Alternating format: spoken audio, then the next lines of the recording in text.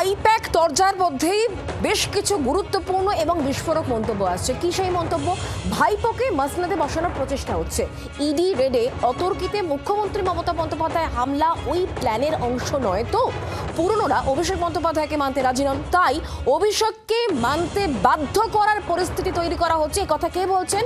এ কথা বলছেন সুকান্ত মজুমদার, কেন্দ্রীয় শিক্ষা প্রতিমন্ত্রী। এখন বাংলার রাজত্বে বা মসনদে ভাইপোকে বসানোর সমস্ত রকম প্রচেষ্টা হচ্ছে। যে ইডির অফিসে গিয়ে অতর্কিতে হামলা করা, এটাও প্ল্যানের অংশ নয় তো? কোর্ট একটা অ্যাডভার্স কোনো রায় দেবে, তোমরা মেনে নাও অভিষেককে, নচেত তো অভিষেককে মানতে রাজি নয় বুড়ো যারা আর কি, বা পুরনো যারা আছে তারা মানতে রাজি নয়। তো ভোটের আগে একবার যদি বসিয়ে দেওয়া যায়, তাহলে পরে ভোটের পর যদি জিতে মুখ্যমন্ত্রী হয়ে যায়, তাহলে তার বুড়োগুলো বা পুরনো যারা আছেন তাদেরকে আর সহ্য করতে হবে না, সবাইকে কেটে দেবে ভাইপো। কথা বলবো অয়ন ঘোষাল এই মুহূর্তে আমাদের সঙ্গে রয়েছেন, আমাদের প্রতিনিধি টেলিফোনে। অয়ন, এসআইআর আবহ এবং আইপ্যাক দরজার মধ্যে সুকান্ত মজুমদার এটা কি বললেন? বিস্ফোরক দাবিদার। নিঃসন্দেহে বিস্ফোরক। রাজ্য রাজনীতিতে 2026-এর ভোটের বড়জোর 1.5 থেকে 2 মাস আগে সুকান্ত মজুমদারের আজকের মন্তব্যে কোথাও না কোথাও বিজেপি পরোক্ষে যে অভিযোগ তুললো, যে দাবি তুললো, সেটা হচ্ছে অভিষেক বন্দ্যোপাধ্যায়কেই দলের পরবর্তীতে এই ব্যাটন হ্যান্ডওভারের জন্য এই গোটা যে ইডি কাণ্ড, এটা মুখ্যমন্ত্রীর একটি সুপরিকল্পিত প্ল্যান, কোট আনকোট। এবং এই প্ল্যানের অঙ্গ হিসেবে অভিষেক বন্দ্যোপাধ্যায়কে প্লেস করার চেষ্টা চলছে। তাকেই দলের সর্বময় নেতা হিসেবে মুখ্যমন্ত্রীর আসনে বসানোর তোড়জোড় চলছে।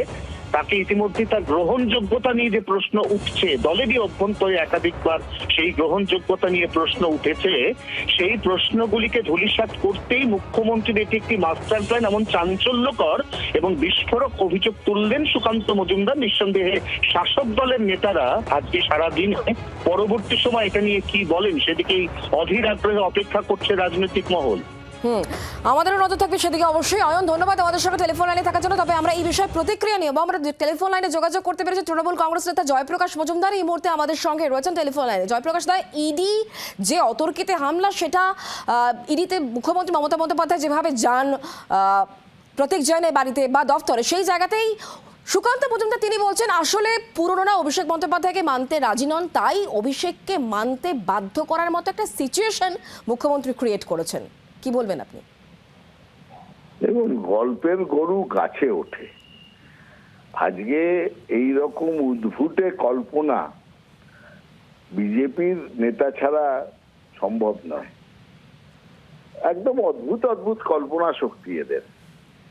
দেখুন, আমাদের বিজেপির কিছু নেতা, তার মধ্যে বনগাঁর যিনি এমপি,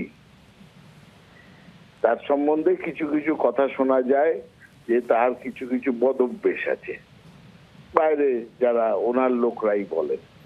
সুকান্ত মজুমদার সম্বন্ধে এইসব কথা তো কেউ এখনো বলেনি, কিন্তু যে কথাবার্তা বলতে শুরু করেছেন, উদ্ভট একটা, মানে কি বলা যায়, পরিকল্পনা। সেই কল্পনাতে মানুষ তো তার মানসিক সঞ্চালন সম্বন্ধেই তো প্রশ্ন করবে। যে পাগল টাগলের মতন কথাবার্তা বলছেন, এসব কথার উত্তর হয় বলুন তো?